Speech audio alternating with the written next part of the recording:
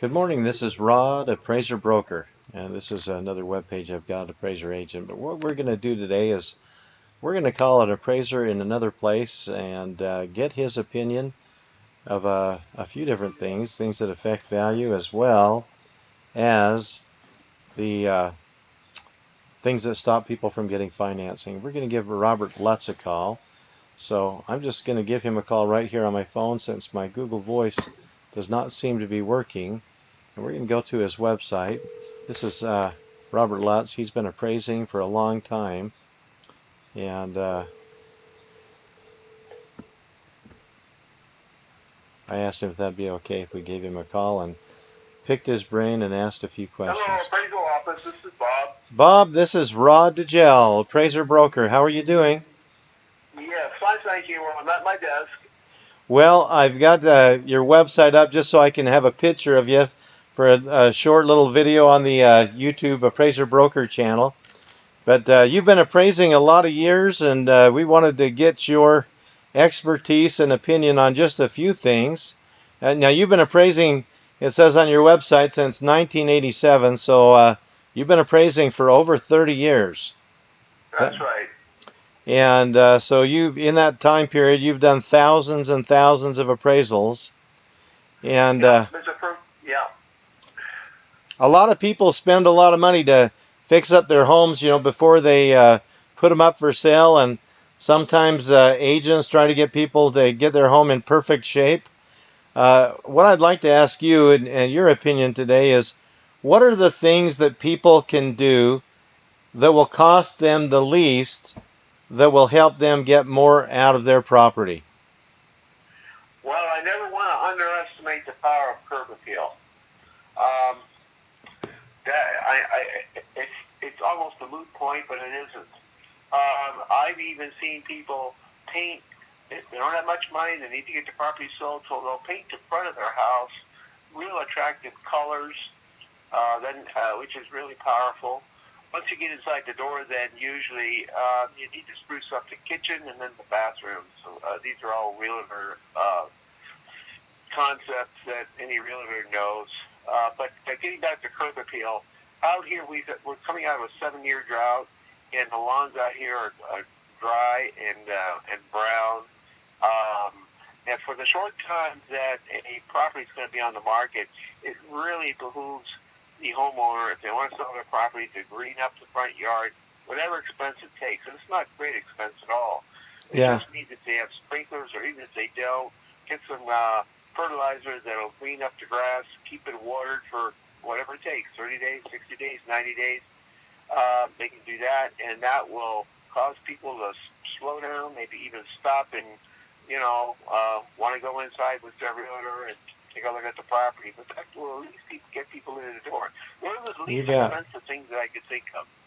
Yeah. In fact, I've got a home that I've got listed for someone. It's under contract, and it's actually going to be closing tomorrow. He's signing papers for it today, and he called me up, where I own orumhomes.com, and asked me what I could get out of his home. And I went to look at it, and it doesn't have a sprinkling system, but we're in the green time of year. It was actually in the winter when he called me back in January. I went to look at the home, and the home was in such rough condition. It had 4 tenants with 4 dogs and 2 cats. And in this market out here in California, where there's a shortage of listings, that house would sell for top dollar anyway, because you'd have anyway, I don't need to digress. But, let me tell you. Can I tell you a little bit of what happened? When I called him back and I said, look, if I can get that property cleaned up for you and in better shape, I'm pretty confident that I can get you $290 out of the house. And he said, that's a lot more than the $220 and $230 that I've been offered. And I said, well, we've got to get it cleaned up to get it in shape. And there's paint all over the door jambs from the walls, and on the walls from the white door jambs, and there's closet doors that are broken. And there was no sprinkling system, so the landscape was all dead, partly from dogs and partly from there not being a sprinkling system. And so we spent the time, and I lined a few people up and even got my dad out of retirement to help paint the house for him. I think we spent a little less than $15,000. It was around between $13,000 and $15,000 to get it all cleaned up for him. And now we couldn't just go and put a sprinkling system in. That's a bit of a challenge. No.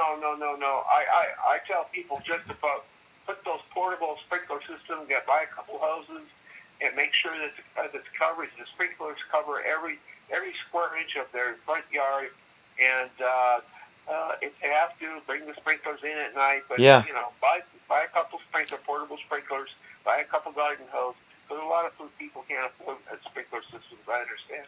I completely agree with you, Robert. In this case, we got the house all cleaned up. I got someone to finish the hardwood floors, and got the painters to clean everything up, and people to do repairs. And of course, in my opinion, cleaning things up is the least expensive thing that usually comes to mind that people can do if their home's not cleaned up. But in this case, we got it in shape, and by the time we got it all done, besides the landscape, I told him, I said, I'm confident at this point that I can get you $300,000 out of the home. And he's given me permission to talk about this and give this information out. And we ended up getting the offers in the 290s. Then I got him multiple offers in the around 300,000. Then I was looking for the best, and we were able to get someone that was willing to make $5,000 non-refundable after the due diligence period.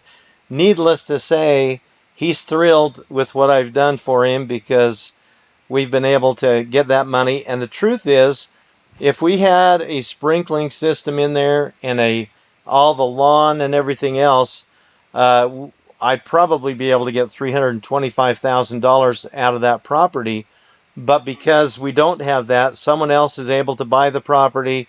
They'll be able to put a sprinkling system in, get the landscape going, and have a fair amount of equity based on your opinion too, because that curb appeal is so important. But there's only so much we could do without really having grass planted in the front yard and in the back, and having a sprinkling system in there. But that's one of the things that I fail sometimes to mention. But you're right. And when I was looking at selling a property up in Colorado, very same thing. The lawns were getting pretty dry, and it's worth spending the extra money for the water to get that greened up so that people will come in and look at the house. Well, you hit upon one other great idea too. Out here, we have a house cleaning firms. One I can think of is Molly Maids or Mary Maids. Get them into the house. Get 2 or 3 ladies into the house for a single day. Might cost a couple $100. When they leave, that house will sparkle. It's crucial if the property that we're trying to sell is something like you just described, where it hasn't been housekeeping hasn't been the best. Until that place is really cleaned up, and that's the most economical, effective way of doing it. You just get the pros in there. Usually, I like to do it myself, or not recently, but in younger years. But those were the days when I was single and I had a lot of time. But now it's crucial to get a crew in there for at least a day. A couple of ladies or 3. Usually it's 3 ladies now. There's one supervisor that drives the car, and then there's 2 of her helpers that go with her. It's called Molly Maids. I don't know if they have them back there now. Yeah. Mary Maids. And they come out and they'll spend 8 hours there. It's amazing what 3 women spending 8 hours in a house can do. It's just amazing. And it's only out here, I think they charge $250 for a day, which is a lot of money for some. But think of how much you're going to recover in resale value. When there is the property. Yeah, it's just amazing. Robert, that's a great idea. I always tell people that the most cost-effective thing that they can do, the thing that costs the least amount of money, that'll get them the biggest return, is cleaning things up. Yeah. And next to that is actually making repairs that need to be made, in my opinion. And that curb appeal is right up there with those, because if you can't get people in the door, you're not going to get top price out of that property. The other thing we had to do in this case, the tenants started viewing me as the enemy because I was going to sell the home that they had to get their animals out of. That means they have difficulty finding another place. So the owner did have to give them 30 days notice so that we could get all the work done on the property. But he did not have to sell his property to an investor. It was loan worthy, and we were able to get him good money out of the property. I have another question for you too, though, Robert. What are the main things that have, in your opinion, that you recall that have stopped people from getting financing on their property? Okay, I haven't been operating in that field for about 15 years. I've done a few hard money appraisals in the last 15 years, but I got out of the lender side of the business 15 years ago. All my work is non-lender work, but as I recall, of course, credit worthiness is right up there. That's an obvious fact. The less intangibles, well, it's been so long since I've even thought about it. I never get involved in sales anymore. I don't represent buyers, or I don't represent lenders. Okay. Yeah, so I'm not up to date on the latest and greatest techniques for dealing with a challenge like that. Okay. Well, that's okay. You've given us some helpful information, and I appreciate your time. I hope business is going well down there. What's happening to values right now that you notice down there? I think things are leveling off here in Utah. What do you see in the Hayward area? Absolutely, and it depends upon the market segment. In recent years, I've become a big follower of George Dell, who is a senior citizen himself, who has a PhD in statistics. He's also a real estate appraiser. He's really big on what we call market segments. It depends what market segment you're talking about. But generally, we've seen a decline, a decline in sale prices. I won't say property values, because to me, price and value is no correlation whatsoever. Anyway, there's been a decline in sale prices in the last 6 to 9 months.